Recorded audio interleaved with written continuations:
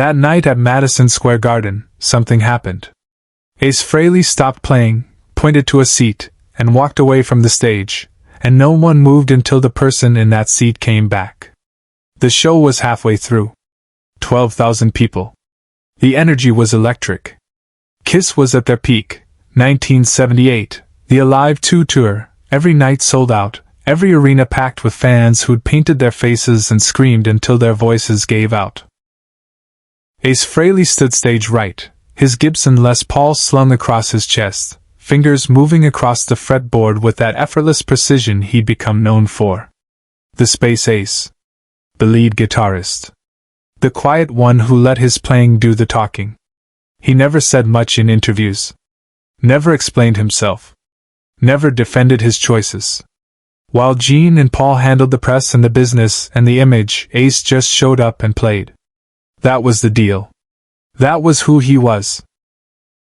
Tonight was no different. The set was tight. The crowd was wild. Everything was going exactly as it should. Until Ace stopped playing. Mid-solo. Mid-song. His fingers lifted off the strings. The guitar went silent. Just stopped. The rest of the band kept going for a few bars, muscle memory carrying them forward, until they realized something was wrong. Paul looked over. Gene's bass line faltered. Peter's drums slowed, then stopped. The entire Madison Square Garden fell into confused silence. 12,000 people watching Ace Frehley stand perfectly still, his guitar hanging silent at his side, his eyes fixed on something in the audience. He raised his right arm. Extended it fully. Pointed his finger at a specific seat in section 104, row M. And waited. Ace didn't defend himself. He never did. To understand what happened on that stage, you need to understand what happened 3 hours earlier, in the cramped backstage hallway of Madison Square Garden. Ace had been doing his pre-show ritual, alone in a corner, running through scales on an unplugged guitar, warming up his fingers, centering himself before the chaos of performance. He didn't need conversation. He didn't need hype. He just needed the instrument and the quiet. A voice interrupted him. Young. Cocky. Unfamiliar. You're Ace Frehley, right? Ace looked up. A kid, maybe 22, 23, standing there with a laminate pass around his neck. Record label. Somebody's nephew or intern or friend of a friend who talked his way backstage. Yeah, Ace said simply, returning his attention to the guitar. I've seen you guys a few times. The kid continued, not picking up on the dismissal. Good show. Really theatrical. The makeup, the fire, all that stuff, it's smart. Covers up a lot. Ace's fingers paused on the fretboard. Covers up what? The kid shrugged, smiling like he was sharing insider knowledge. You know. The actual playing. I mean, don't get me wrong, it works. People come for the show, not the guitar solos. You're a showman, not a musician. There's a difference. Nothing wrong with that. Ace looked at him for a long moment. Said nothing. Just looked. The kid seemed to take the silence as agreement. I'm actually a guitarist too. Studied at Berklee for 2 years. I could probably play most of your stuff in my sleep. No offense, it's just simple, you know? Basic rock progressions. Anyone could do it if they had the costume and the stage show. Ace set the guitar down carefully. Stood up. He was a few inches taller than the kid, but he didn't use it. Didn't step closer. Didn't raise his voice. What's your name? Ace asked. Derek. Derek Morrison. You playing tonight, Derek? What? No, I'm just here to. Then enjoy the show. Ace said quietly, and walked past him toward his dressing room. Derek called after him, laughing. Hey, no hard feelings, man. Just calling it like I see it. You're entertainers, not artists. Nothing wrong with that. Ace didn't turn around. Didn't respond. Just kept walking. But he remembered the name. Derek Morrison. Section 104, row M. The seat the record label had given him. Subscribe and leave a comment, because some moments only make sense when we remember them together.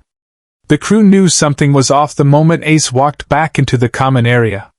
He wasn't angry. Ace rarely got angry. But there was something in his posture, in the way he was checking his guitar, that made people give him space. Paul noticed. "You okay?"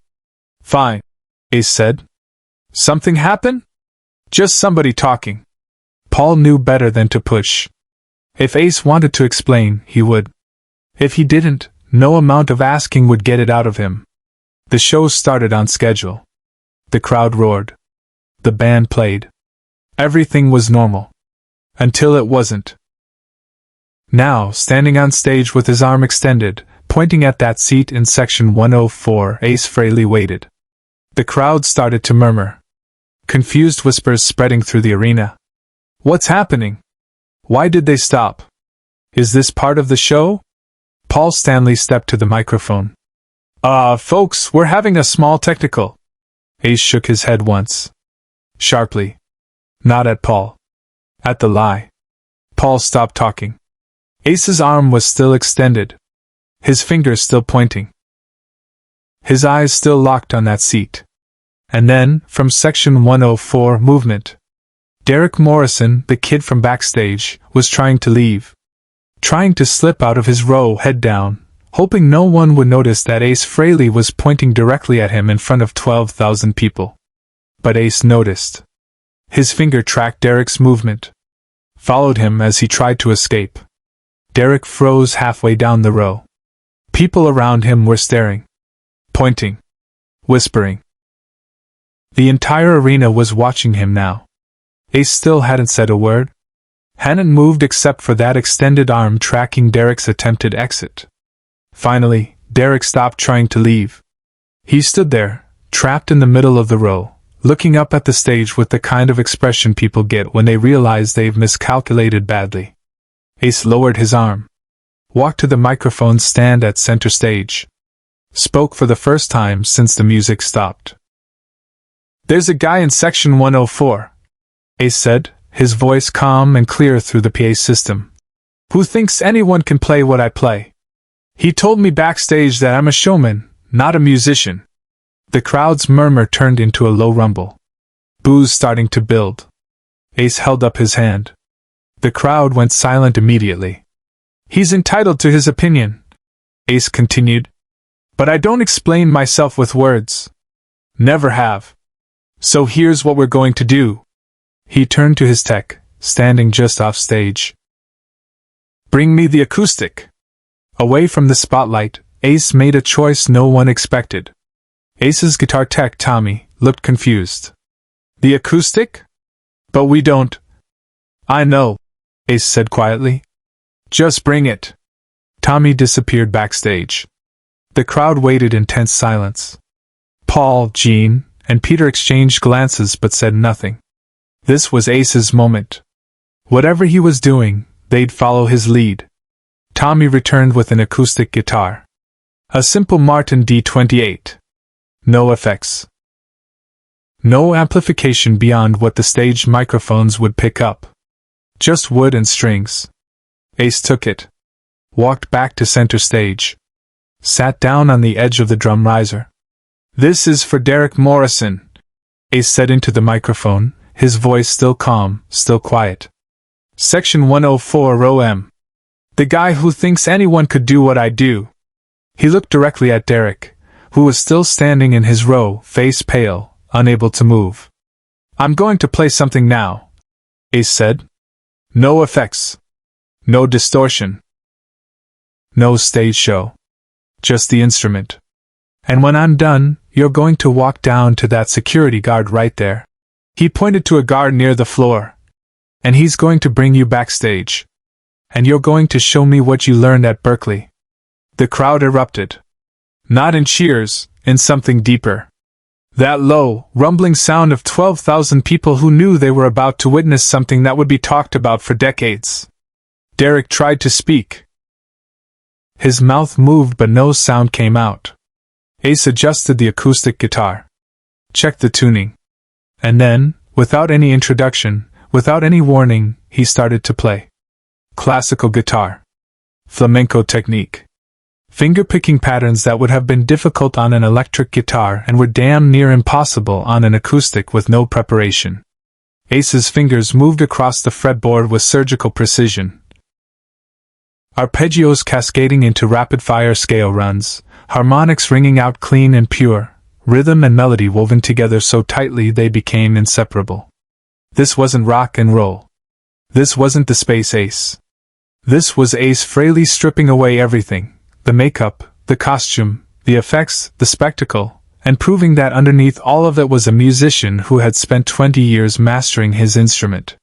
The crowd was absolutely silent. 12,000 people holding their collective breath. Even Paul, Jean, and Peter stood motionless, watching Ace do something they'd never seen him do before. 2 minutes. 3 minutes. Ace played a piece that seemed to exist outside of time, complex, beautiful, technically flawless. His face showed no strain, no effort. Just concentration. Just a man doing what he'd done since he was 14 years old, practicing in his bedroom in the Bronx until his fingers bled. When the final note rang out, Ace let it sustain. Let it fade naturally into silence. Then he stood up. Handed the acoustic guitar back to Tommy. Walked to the microphone.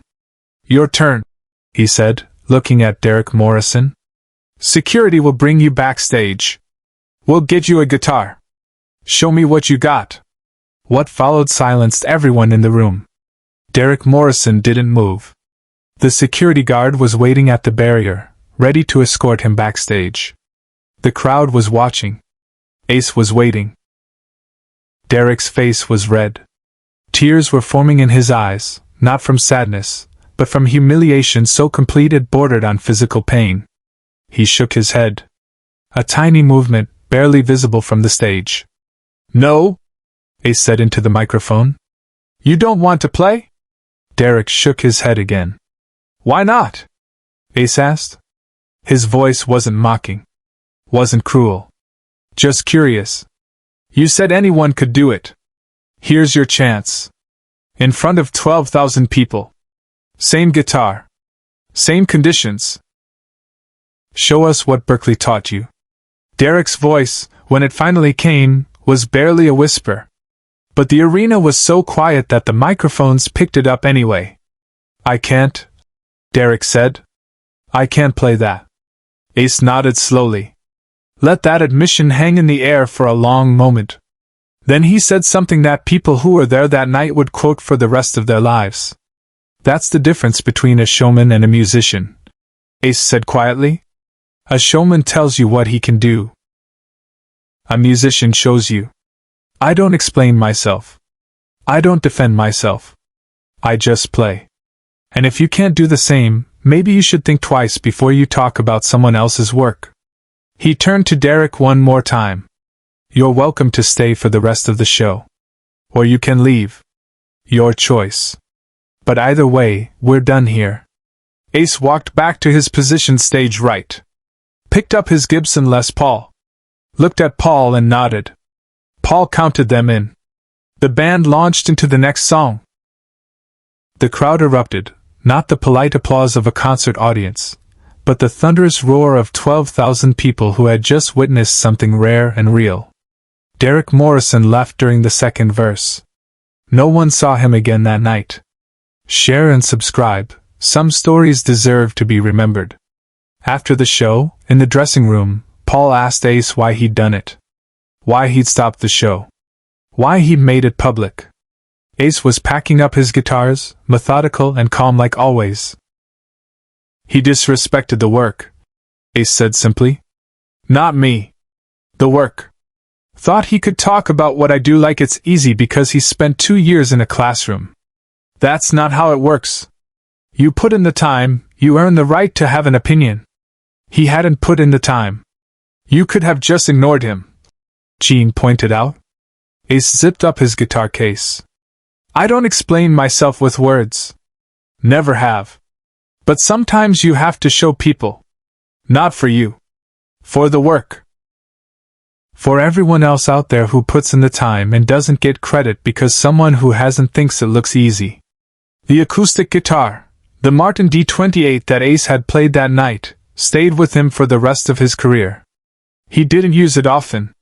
But crew members say that before big shows, when Ace wanted to warm up alone, he'd pull it out and play that same piece. Not for anyone else. For himself. A reminder. Derek Morrison never worked in the music industry again. Not because anyone blacklisted him.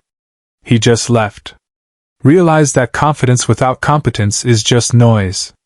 Years later, a journalist asked Ace about that night at Madison Square Garden. Asked if he regretted embarrassing someone in front of 12,000 people. Ace thought about it for a moment. Then he said, "I didn't embarrass him. He embarrassed himself the moment he confused watching for doing. I just gave him a stage to prove his point. He couldn't. That's not on me." The interview ended. Ace picked up his guitar and played. He never explained himself.